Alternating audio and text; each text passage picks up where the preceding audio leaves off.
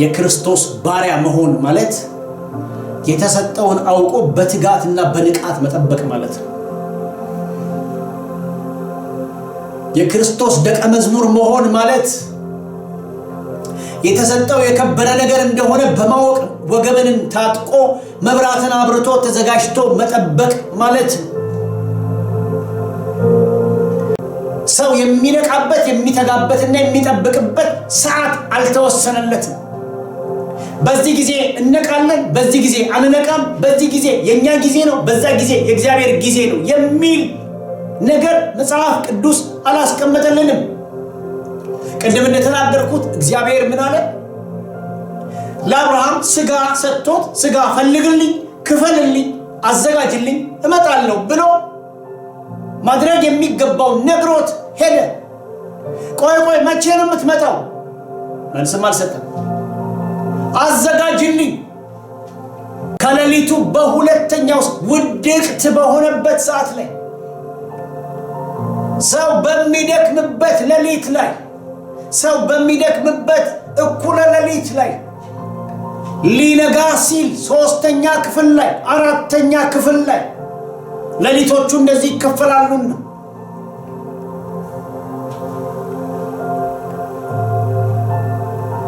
በዛም ሰዓት በመጀመሪያው ጊዜ ብቻ ሳይሆን በማለዳ ብቻ ሳይሆን በቀትርም በማታም በጨለማም ሲተጉ የሚያገኛቸው እያለ ያለው መንፈሳዊ ስርዓቶችን አይደለም።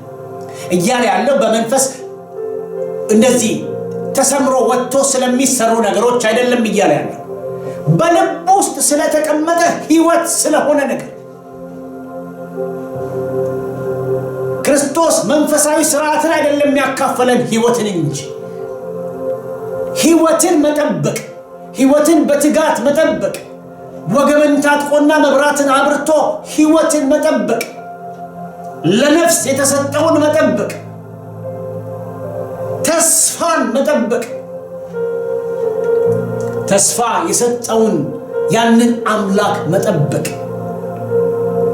በየትኛውም የእንቅልፍ ክልሎች በየትኛው በ24 ሰዓት ውስጥ ያሉትን የተከፋፈሉ ሰዓቶች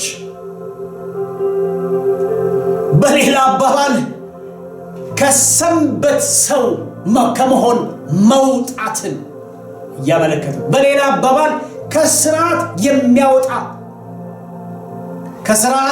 ከስርዓትም የሚያወጣ ቃል ነው። ተግቶ መጠበቅ መንፈሳዊ ዓለም ላይ እግዚአብሔር ከሰጠን ነገር አንዱ በህይወት ከሚያቆየንም ነገር አንዱ እሱ ነው። እግዚአብሔር በልጁ ለሰጠን ነገር የሚጠብቅ ሰው ቅጠሩ አላለም። በልባችን ለገባው ነገር እግዚአብሔር በልባችን ላስቀመጠው ነገር በልባችን ውስጥ ለተቀመጠ ከጌታ በክርስቶስ ኢየሱስ ለመጣ ህይወት ለሆነ ነገር ቅጥር የምንሰራለት ጠባቂ የምናኖርለት ነገር አይደለም። ተግታችሁ ጠብቁ። እያንዳንዱ ሰው ለተሰጠው ተጠያቂ ነው፣ ኃላፊ ነው። የብዙ ቁጥር ስለሆነ ደቀ መዛሙርት ስለነበረው ነው ጌታ ይሄንን የተናገረው። በተናጠል ብትወስደው መብራትህ የበራ ወገብህ የታጠቀ መብራትህም የበራ ይሁን።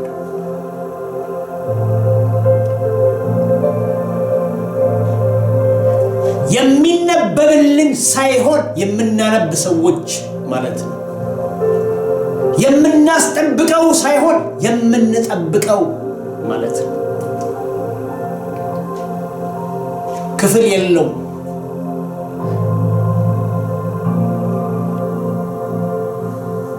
አስር ድሪም የነበራት ሴት መጽሐፍ ቅዱስ እንደሚናገር ከነበራት ነገር አንዱ ጠፋ።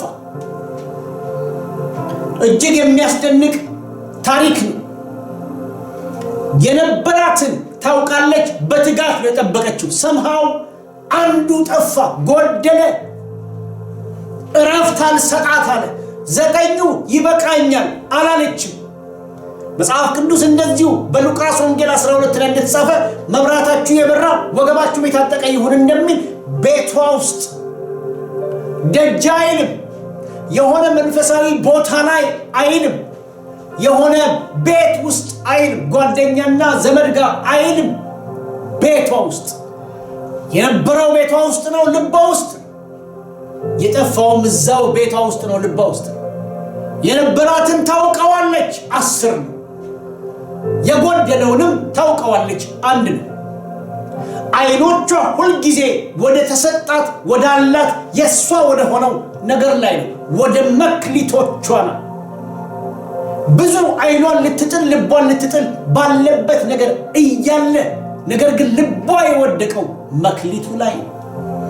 ልቧ የሚያስበው የዕለት ዕለት ሐሳቧ ትጋቷ ያለው የወገቧ መታጠቅ የመብራቷ መብራት ምክንያት ያላት ነገር ላይ ነው። ወገባችሁ የታጠቀ መብራታችሁ የበራ ይሁን። ስለዚህ ለጸሎት የሚሆን ሰዎች አልሰበሰበችም። 10 ነበረኝ ጎደለ፣ 10 ነበረኝ አንዱ የለም። ክስ አልጀመረችም። ጸልዩልኝ አላለችም። እርስ በርሳችሁ አንዱ ለሌላው ይጸልያል፣ ትክክል። ነገር ግን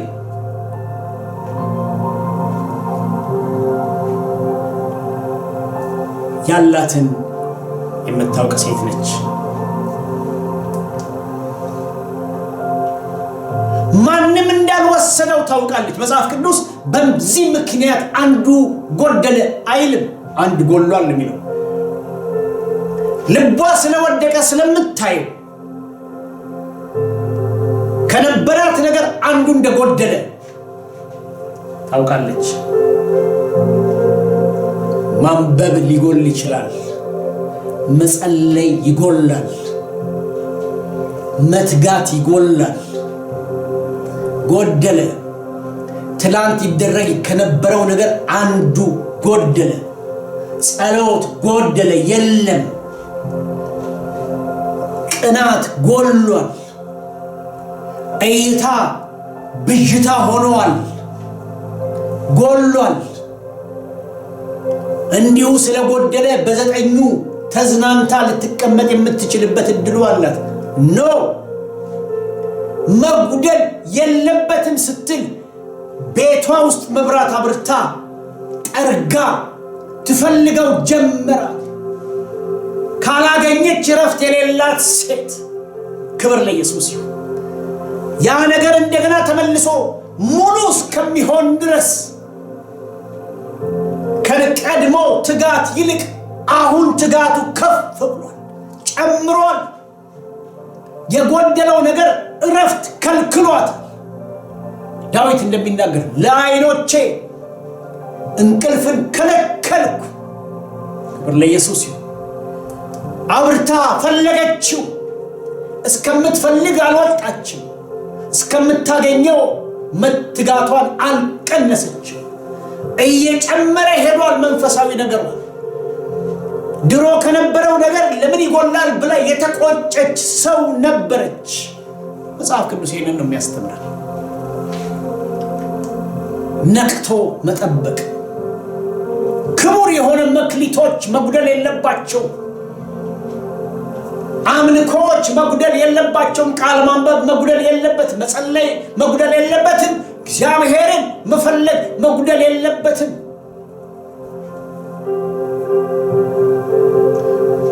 ባላት ይበቃኛል የምትል ሴት እንዳልሆነች ይነግረናል። አብርሃም ላይ የምናገኘው እሱ ነው። ስጋ አዘጋጅልኝ ብሎ ጥሎት ሄደ።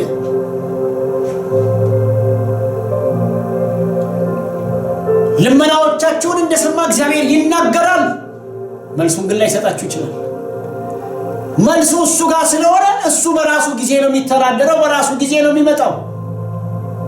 አስቸኳይ ጸሎት፣ አስቸኳይ መልስ የሚባል ነገር የለም። መንቃት፣ መትጋት፣ ወገብን መታጠቅ፣ መብራትን ማብራት ይጠይቃል።